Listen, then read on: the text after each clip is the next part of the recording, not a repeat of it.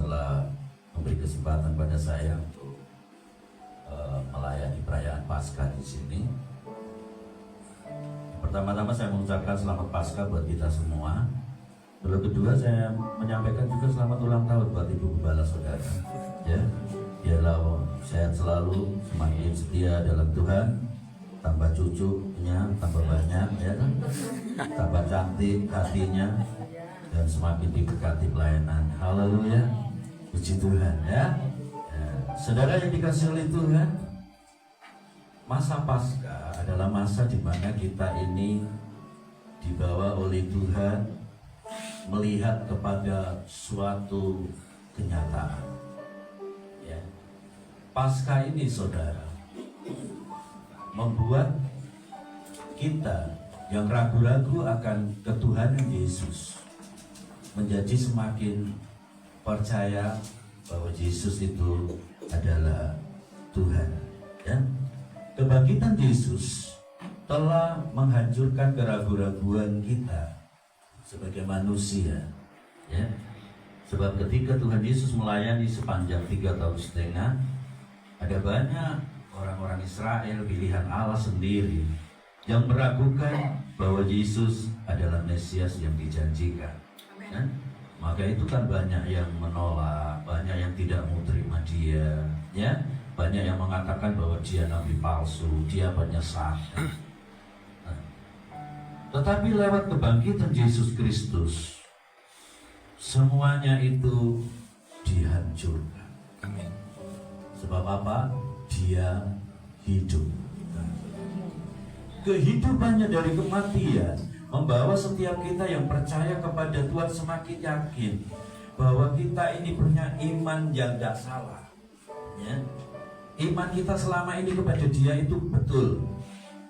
Menyembah Allah yang hidup, menyembah Raja di atas segala raja, Tuhan di atas segala Tuhan, penyelamat dunia, bukan penyelamat orang Kristen. Ya, tidak ada yang amin, ya. Amin. Bukan penyelamat orang Kristen. Orang Kristen kalau nggak bertobat, nggak hidup dalam kebenaran, juga percuma, nggak terima keselamatan itu, walaupun percaya kepada Yesus. Yesus di dalam karyanya sepanjang dia hidup selalu membawa kita dalam prinsip pengajaran hidup di dalam kebenaran. Sebab kebenaran itu yang akan membawa kita memiliki hidup. Ya. Kebenaran itu yang membawa kita memiliki hidup. Mengapa dia selalu menawarkan kehidupan kepada setiap manusia? Karena dia hidup. Maka itu yang selalu diperkatakan tentang kehidupan. Akulah kebangkitan dan hidup. Akulah air hidup. Nah, akulah roti hidup. Nah, akulah, terus dikatakan tentang kehidupan, karena dia yang punya hidup. Dibuktikannya lewat masa pasca kebangkitan ini bahwa kehidupannya itu nyata. Itu. Maka itu kalau kita sudah hidup di dalam Kristus, seperti pujian yang terakhir katakan, jadikan aku seperti dirimu. Karakter ada banyak berbeda. Nanti anak itu gak akan jauh karakternya dengan bapak. Tetapi saya sama dia ada banyak perbedaan. Dia ini orang yang lemah hati, hatinya sensitif sekali seperti cewek. Kalau dipanggil Nyo, duduk sini, sama diem. Kalau kita mulai ngomel, paling-paling air matanya yang terjatuh. Laki-laki. Beda dengan dia punya kakak. No, duduk sini, dia Pak.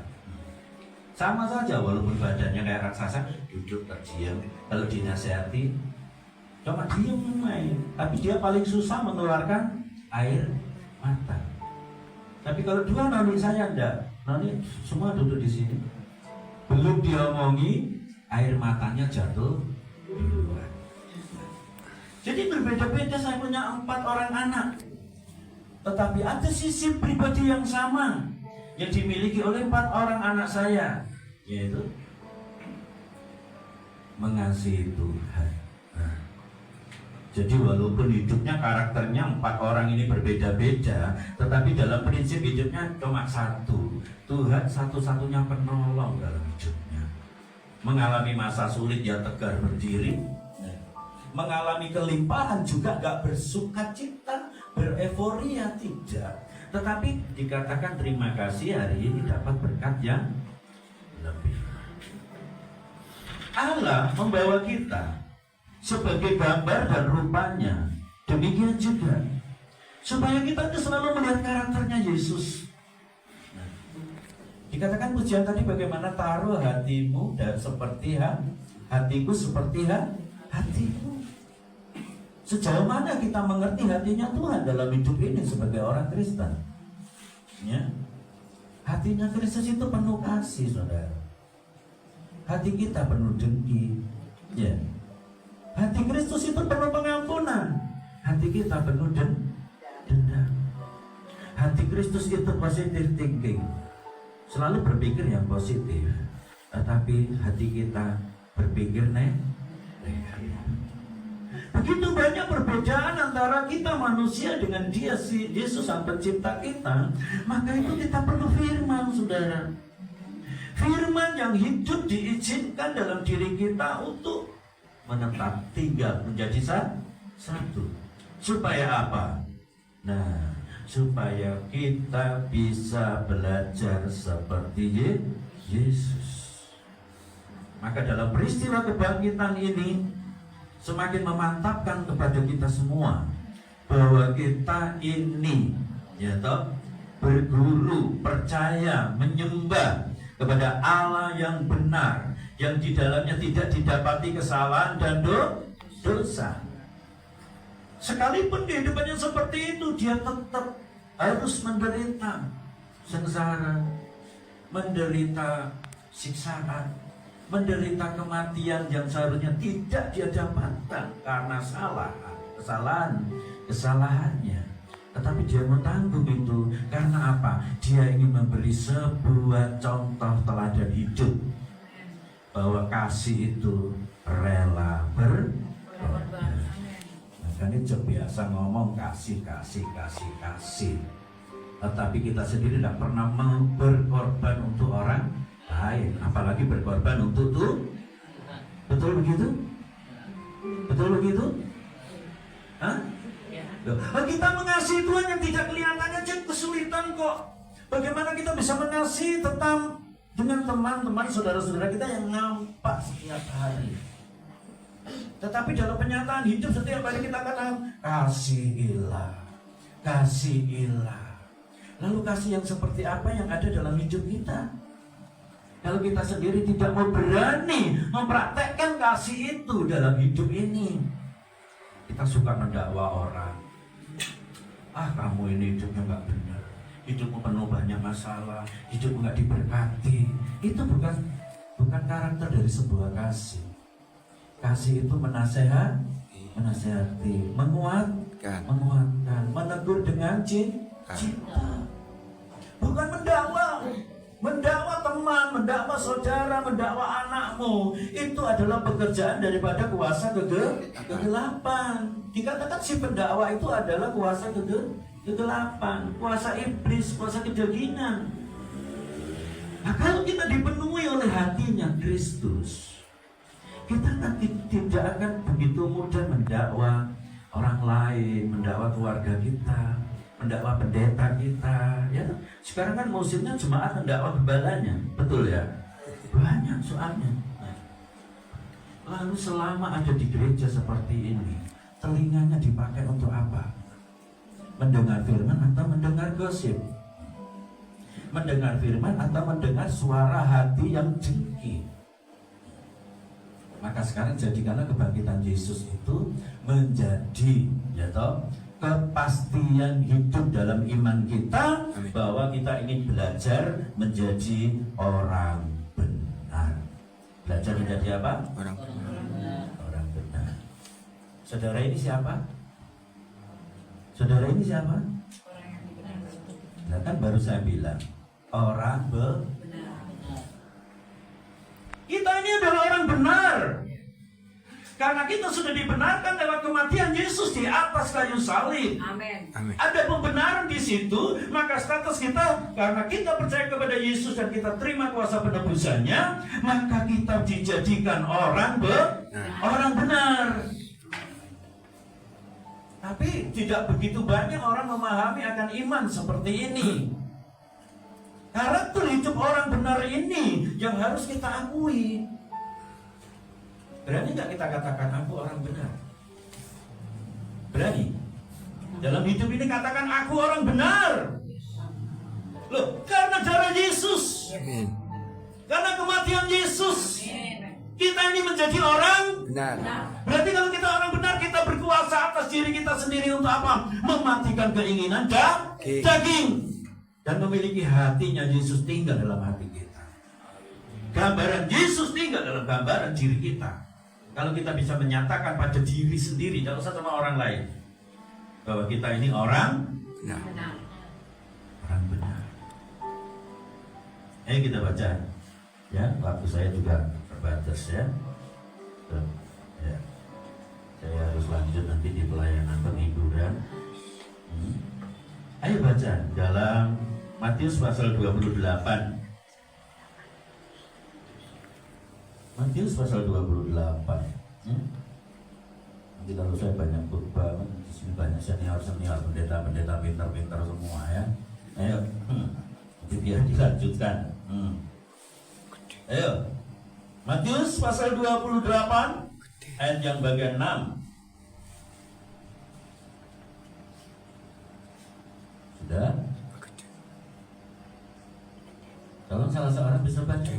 Ya, ini. Dia tidak ada di sini. Karena seperti yang dia sudah katakan sebelumnya, dia sudah dibangkitkan Allah, ya toh? Mari masuk dan lihatlah bekas tempat mayatnya diletakkan. Kita akan bahas di dalam ayat yang bagian A. Dia tidak ada di sini. Karena seperti yang dia sudah katakan sebelumnya, dia sudah dibangkitkan. Ini pernyataan iman kita. Semakin memantapkan diri dan iman kita, keputusan kita percaya kepada Yesus itu nggak salah. Membuktikan bahwa Yesus hidup. Saudara kan sering nyanyi ya, kalau di gereja saya hampir tiap minggu lagu ini ada. Sebab dia hidup, ada dari esok. Nah, ini terus kita lanjutkan pernyataan daripada iman kita. Kita percaya kepada Tuhan Allah yang benar,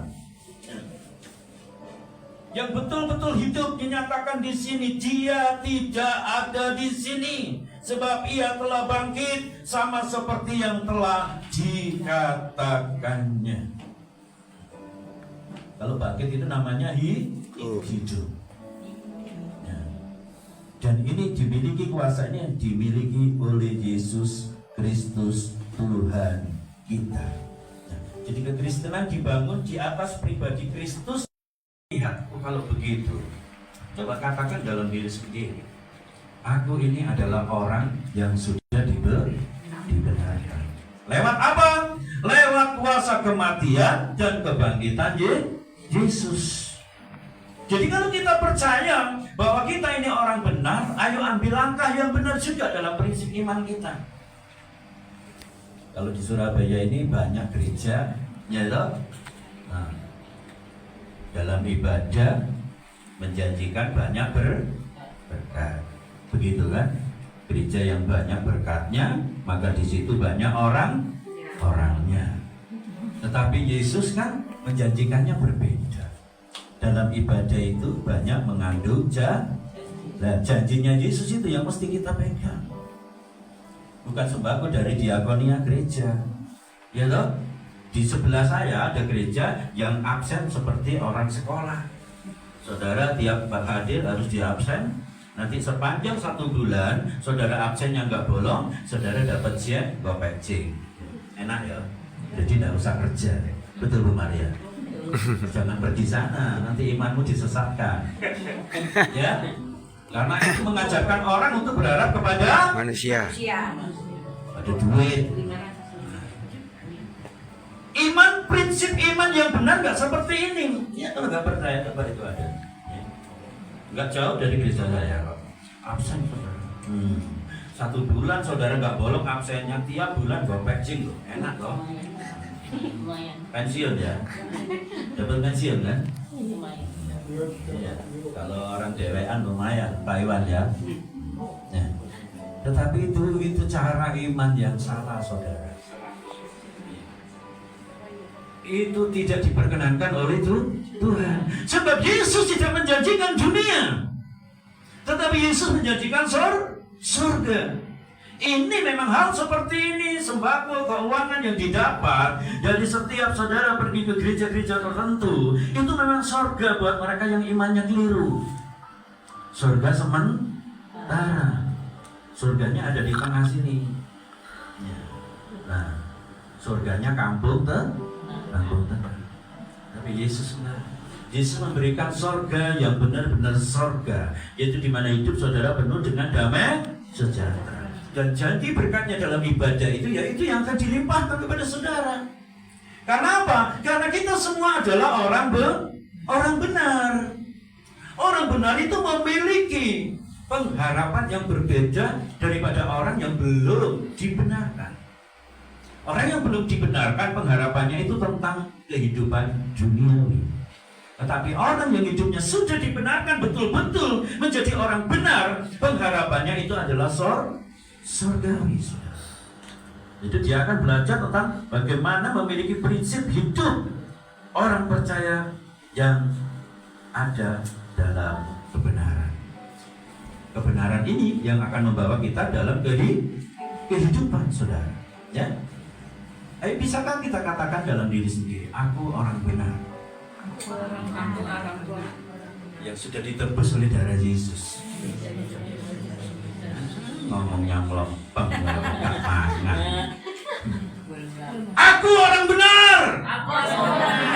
Yang sudah ditebus oleh darah Yesus. Karena aku orang benar. Aku berhak memiliki hidup. Aku berhak memiliki berkat. Aku berhak memiliki kesembuhan. Aku berhak memiliki mujizat. Amin. Apapun yang saudara pergumulkan, sepanjang kita semua hidup dalam kebenaran, kebenaran itu yang menjadi pembela utama dalam hidup kita. Amin. Orang benar hidupnya pasti dibela Tuhan, saudara. Enggak ada yang amin. Amin.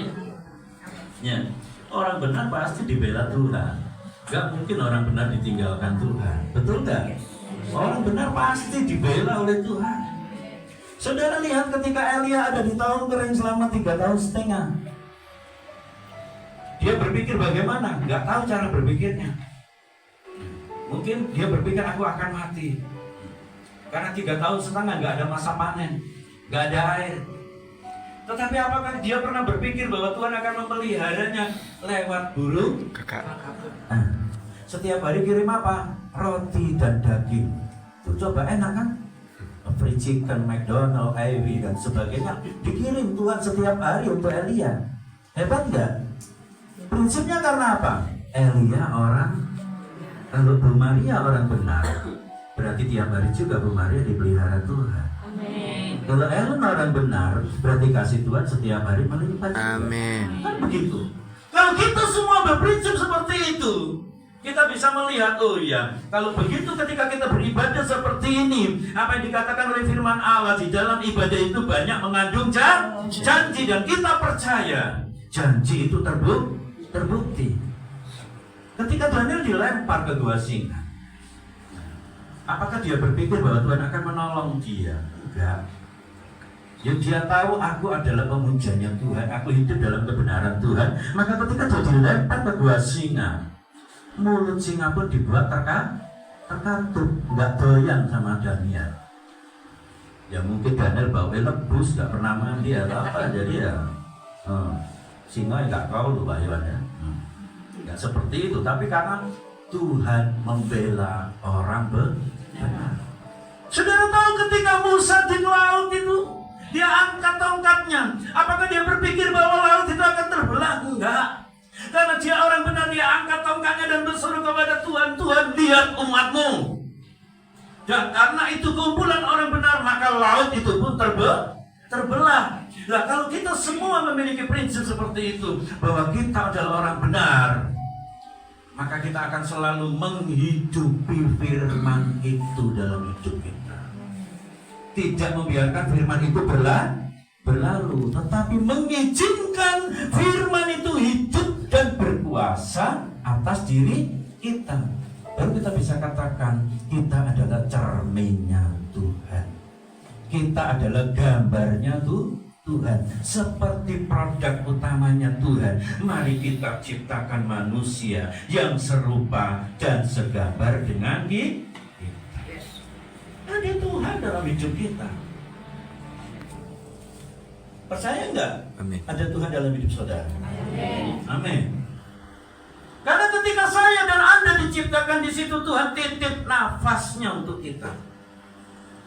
Dikatakan firman Tuhan bagaimana lalu Tuhan menghembuskan, ya, nafas kehidupan. Lalu keluket manusia hidup.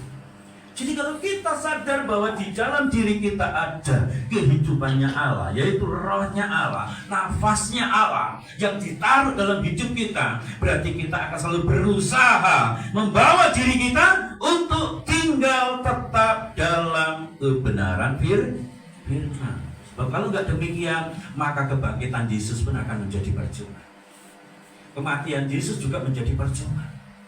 Tapi kalau kita memahami bahwa Allah bawa kita ke dalam dunia ini untuk menjadi gambarnya Allah, yaitu menjadi saksinya Allah lewat kehidupan yang benar yang sudah kita terima lewat setiap pemberitaan firman, maka kekristenan kita nggak akan sia-sia. Pengorbanan Yesus juga nggak sia-sia. Maka itu Tuhan katakan, maka itu Tuhan ketika mengangkat kita, Tuhan ingin kita pergi dan menghasilkan buah, dan buahnya itu tetap saja. Jadi dunia boleh melihat ada perubahan yang terjadi secara nyata, seperti perubahan yang terjadi pada diri Yesus ketika dia bangkit dari kematian. Di gereja kami ada seorang yang namanya Joko. Jadi Joko ini gak tahu tadi judo. Ya, namanya Joko. Dia rajin ibadah di lansia. Setiap kali ada sharing sampai mau saksi, dia selalu maju. Dia minta mic, dia mulai nyanyi. Dari dulu sampai sekarang lagunya cuma satu. Yesus Bapa, tinggallah di dalamnya. Bersama-sama pastikan berbuah. Coba refernya bersama-sama. Yesus cintaku, ku cintakan. Yesus cinta semua.